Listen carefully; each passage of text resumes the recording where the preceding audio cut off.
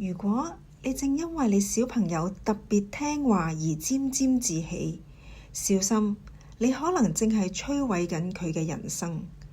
青春期過度聽話從來唔係優點，而係一種危險嘅信號。心理學上呢個叫做習得性無助。嗰啲所謂嘅乖仔乖女，其實一早已經放棄咗掙扎，佢哋用服從嚟換取安全感。當佢哋長大咗之後，往往會成為最痛苦嘅一群人。佢哋喺職場上面唔識得拒絕，會成為被壓榨嘅濫好人。喺婚姻裏面，佢哋習慣咗忍氣吞聲啊，更加會吸引咗操控狂嘅伴侶。